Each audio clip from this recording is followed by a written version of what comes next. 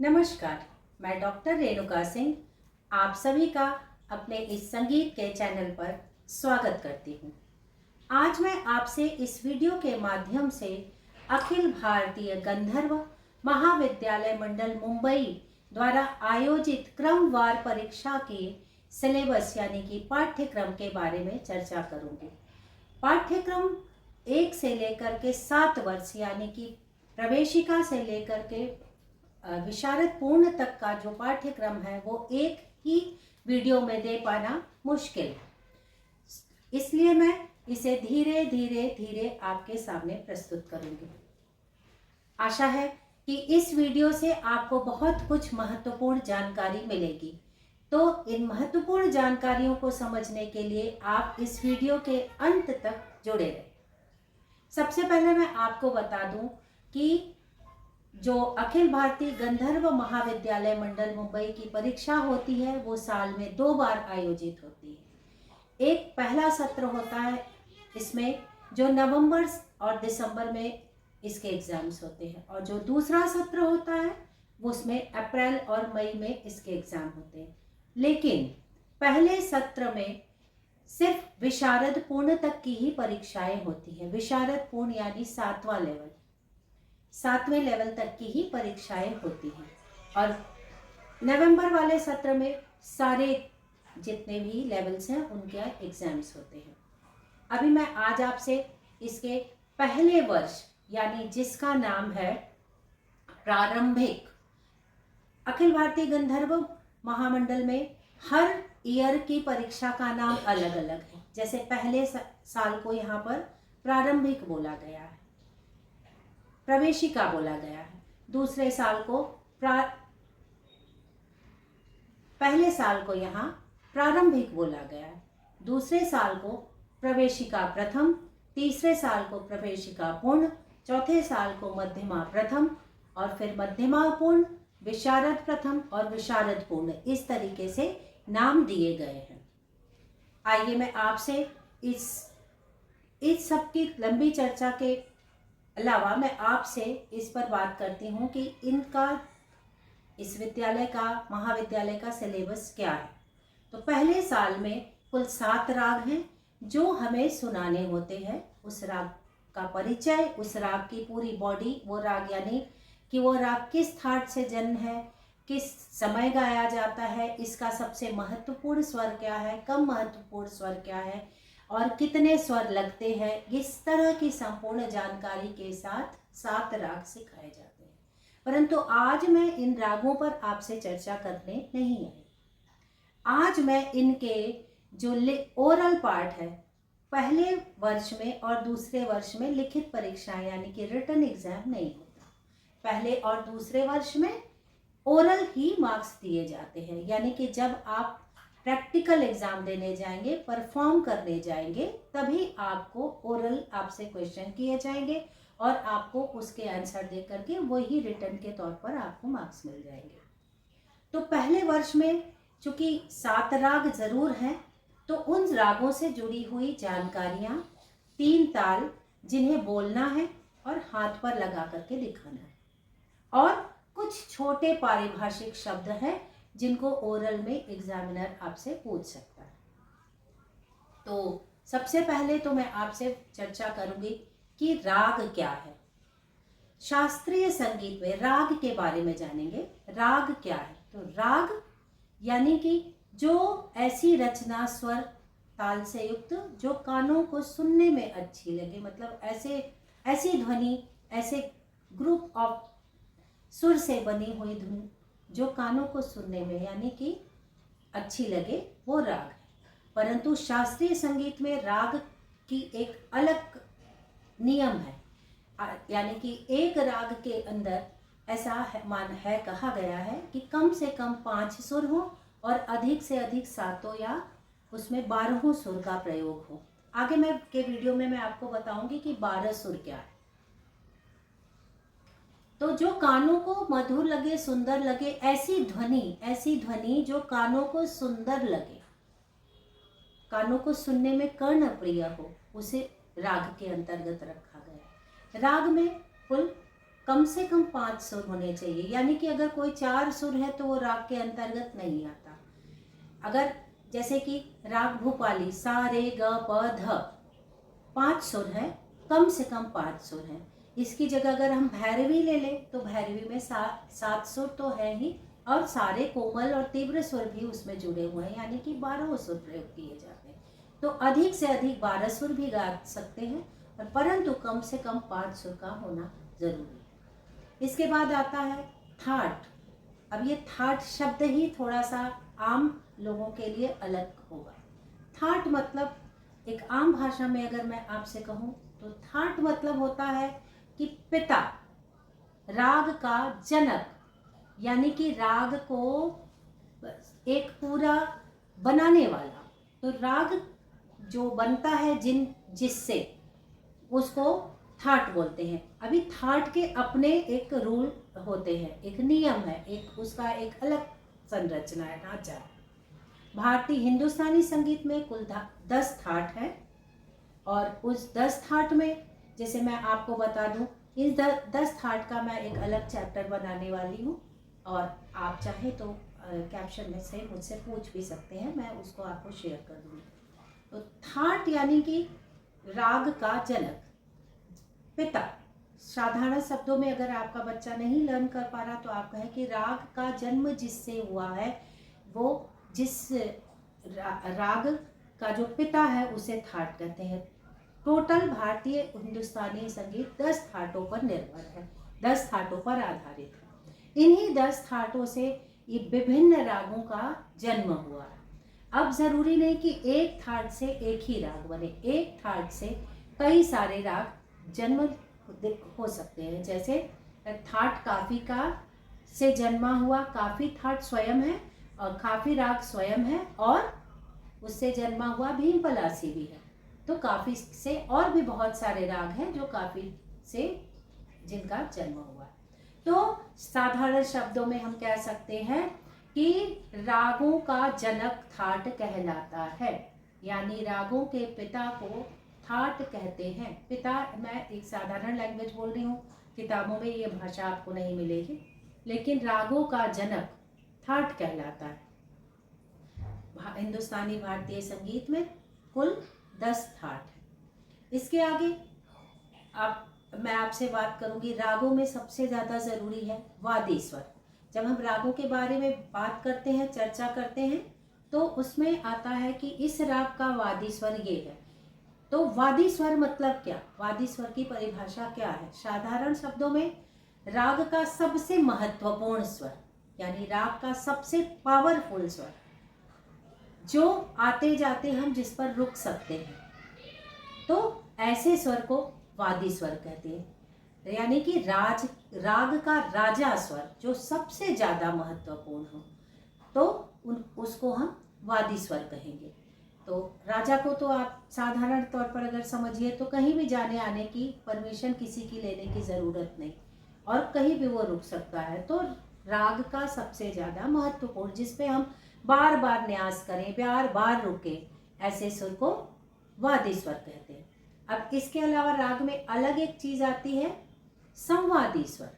संवादी स्वर, जैसा कि आप नाम से जान रहे, वादी संवादी, यानी कि वादी की अपेक्षाकृत पावरफुल परंतु वादी की अपेक्षाकृत कम पावरफुल, यानी कि वादी की अपेक्षा संवादी पर कम न्यास करेंगे, कम रुकेंगे, परंतु उसका भी राग में महत्व रहेगा, वादी से थोड़ा कम। तो वादी की अपेक्षाकृत कम महत्वपूर्ण परंतु राग में अपनी महत्व रखने वाला ऐसा स्वर जो बार बार जिस पर न्यास कर सके, वो संवादी स्वर कहलाता है। अब आती है आरोह। आरोह क्या होता है? आरोह जैसे कि हम बच्चों को घर में असेंडिंग ऑर्डर सिखाते हैं मैथ्स में, तो आरोह भी संगीत में वही है, लेकिन वहाँ यहाँ नंबर नहीं है, यहाँ सुर। तो सुर सा रे ग म प ध नि सा, यानी कि आपको सुनने में लग रहा है कि धीरे धीरे एक एक सुर ऊंचा होता जा रहा है, तो ये आरोही क्रम हुआ, यानी कि नीचे से ऊपर जाते वक्त सुरों को गाना या बजाना, ये आरोह कहलाता है। अब इसके बाद आता है अवरोह, यानी कि ऊपर से नीचे आना, यानी कि अवरोही क्रम में सुरों को गाना, यानी कि डिसेंडिंग ऑर्डर। तो सा नी धा पा मा ग रे सा, अवरोह।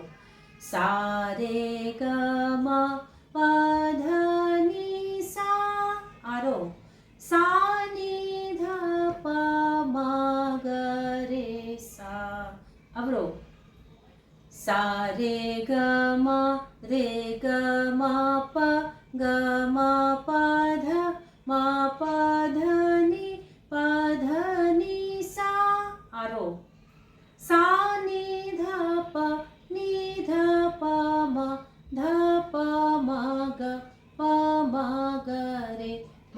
ग रे सा, अवरोह। अब आप बहुत अच्छे से समझ गए होंगे कि जब हम सुरों को चढ़ते हुए क्रम, यानी सा से रे ऊंचा है, रे से ग ऊंचा है, ग से म, इसी तरीके से चढ़ते हुए इंक्रीज कर रहे हैं, वो आरोह। मैं अपनी क्लास में बच्चों को बताती हूँ कि सीढ़ी चढ़ना आरोह और सीढ़ी से उतरना अवरोह। तो आरोह और अवरोह की ये परिभाषा हो गई। अब राग में आप देखेंगे कि आरोह अवरोह के बाद एक पकड़ लिखा रहता है। तो पकड़ क्या है, पकड़ की परिभाषा क्या होनी चाहिए?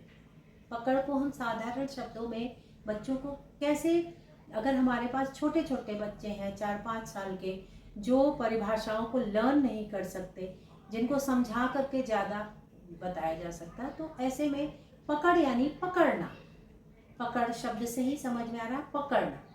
अब राग में ऐसे स्वर समूह जो बार बार आते हों और उस राग की पहचान उनसे हो रही हो, पकड़ा जा सके उनसे राग को, तो वो पकड़ है।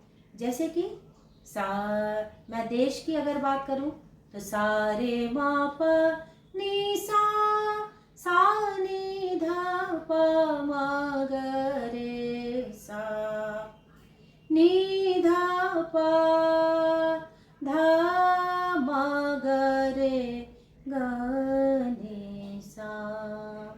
तो आपने इस राग में देखा ग नी सा, तो राग में ग नी सा बार बार आता है, तो जहाँ पे ग नी सा और सा नी धा प म ग रे ग नी सा, ये अवरोह। सा रे म प नी सा, आरोह। रे नी धा प, ये भी एक फ्रेज है, ये भी एक गुच्छा है सुरों का, जो देश में रे नी धा प धा म, तो रे नी धा प, यानी कि ये एक ऐसी जगह है जो अगर कोई गा रहा है ये राग देश और ये फ्रेज ले रहा है, ये स्वरों के समूह को गा रहा है, तो ये आपने उसे पकड़ लिया कि ये राग देश। इसके अलावा और भी बहुत सारी राग में खूबी होती है, पर साधारण तौर पर एक समझ जाए कि जिन स्वरों से रागों को अच्छी तरह पहचाना जा सके, ऐसे ग्रुप ऑफ द स्वर्स जिनसे राग को पहचाना जा सके, पकड़ा जा सके, है ना, उसे पकड़ कहते हैं। अब मैंने अभी तक आपको बता दिया वादी स्वर, संवादी स्वर, आरोह, अवरोह, पकड़ और ठाट और राग। तो एक राग में इतनी चीज़ें तो होती हैं। अभी पहले लेवल में जब बच्चा राग को पढ़ेगा, मैंने देश का उदाहरण इसलिए दिया क्योंकि राग देश पहले लेवल में है, तो पहले राग में जब हम राग को पढ़ेंगे तो उसमें ये सारी चीज़ें आपको बतानी पड़ेगी कि भाई इस राग का आरोह क्या है, इस राग का अवरोह कैसा है, इस राग का पकड़ कैसा है। अब राग की पूरी परिचय क्या है, तो राग किस थाट से है जन्मा, राग को किस समय गाते हैं, तो राग का वादी स्वर क्या है, राग का संवादी स्वर क्या है। अब राग में अगला आप बता सकते हैं कि उसकी जाति क्या है, राग की जाति क्या है। तो प्राचीन काल में जब राग का निर्माण हुआ तो ऐसा कहा गया कि राग एक जीवंत रूप, तो रागों को उनकी रागनियां भी हुआ करती थी और उनका क्या कहते हैं कि इसलिए समय और उनका उसमें जो है जाति भी उनमें बताई गई। जाति यानी एक तरीके से आप कह सकते हैं कि आरोह और अवरोह में सुर की संख्या को याद रखने के लिए एक जाति बनाई गई रही होगी कि आरोह में कितने सुर हैं और अवरोह में कितने सुर हैं। तो अभी जैसे मैंने राग देश लिया सा रे मा पा नी सा, तो कौन से सुर नहीं लगे?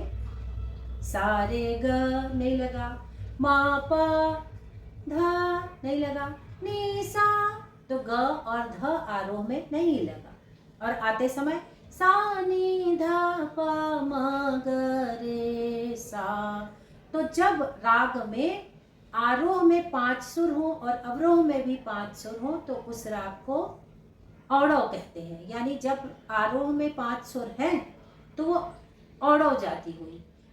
आरोह अवरोह दोनों में अगर 5-5 सुर हैं, अगर आरोह में 5 सुर हैं और अवरोह में अगर 6 सुर हैं, 5 सुर को आरोह बोलते हैं, 6 सुर को षाढ़व बोलते हैं और 7 सुर को यानी कि पूरे सुर हैं तो उसे संपूर्ण बोलते हैं।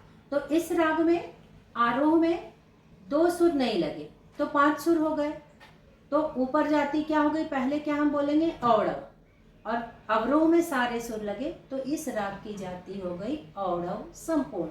तो एक बार अगर हमें याद नहीं रहे कि इस राग की जाति क्या है और आरोह अवरोह भली भांति याद है तो हम जाति उसकी काउंट करके लिख सकते हैं। तो अभी क्या राग देश की जाति हो गई औड़व और संपूर्ण। अभी कोई राग ऐसा है जिसमें आरोह में भी 7 सुर लग रहे हैं और अवरोह में भी 7 सुर लग रहे हैं तो उसकी जाति हो गई संपूर्ण संपूर्ण या संपूर्ण भी आप बोल सकते हैं। कोई राग ऐसा है जिसके आरोह में 6 सुर हैं आरोह में भी और 6 सुर अवरोह में भी तो षाढ़व षाढ़व। अगर कोई राग ऐसा है जिसके आरोह में 5 सुर आरोह में लग रहे हैं और 5 सुर ही अवरोह में लग रहे हैं तो औड़व औड़व। ये तो सिंपल सी 5-5 6-6 और 7-7 की कैलकुलेशन हो गई। यानी जहाँ 5-5 सुर 5 सुर आरोह में अवरोह में औड़व, 6 सुर आरोह में अवरोह में षाढ़व और 7 सुर आरोह में और अवरोह में संपूर्ण। लेकिन अभी अगर ये कैलकुलेशन आगे पीछे होता है तो हमें उसी हिसाब से शब्द बोलने पड़ेंगे। यानी कि अगर 5 सुर आरोह में है और 6 सुर अवरोह में है तो औड़व षाढ़व। ठीक है। इसी तरीके से अगर मैं बोलती हूँ कि 6 सुर आरोह में है और 7 सुर अवरोह में है तो षाढ़व संपूर्ण।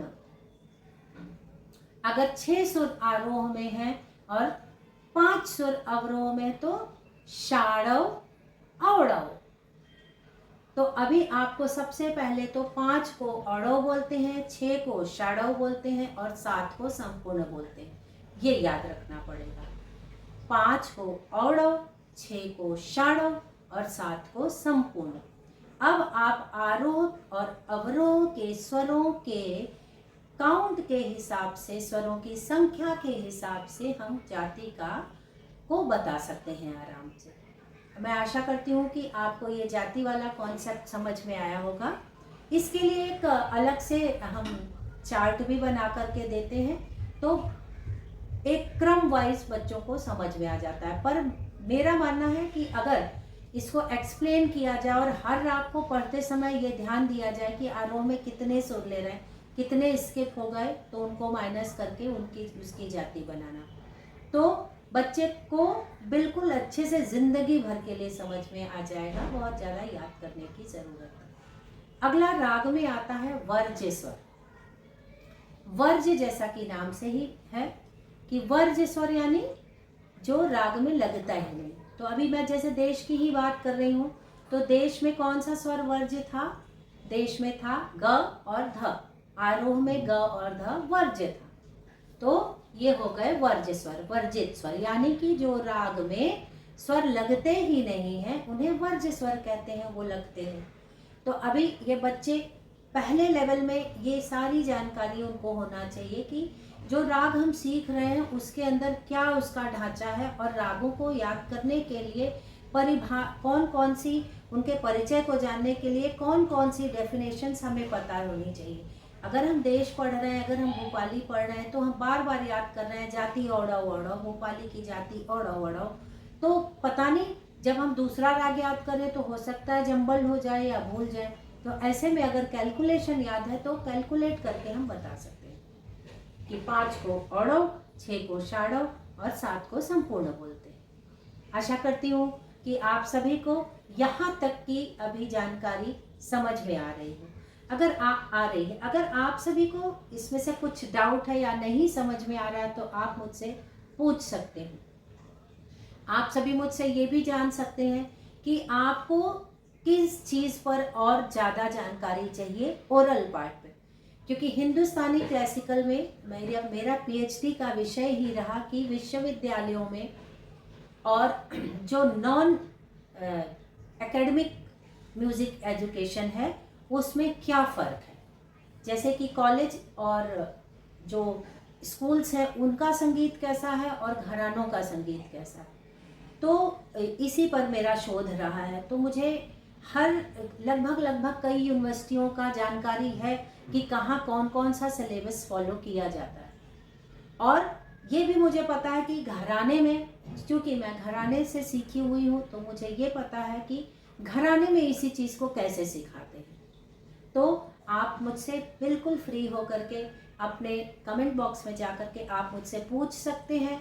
और फर्स्ट लेवल के लिए जो जितनी जानकारी अखिल भारतीय गंधर्व महाविद्यालय मंडल मुंबई का जो सिलेबस है उसके अलावा के अनुसार जो जितनी ओरल पार्ट की जानकारी है वो मैंने आपको इस वीडियो में दे दी।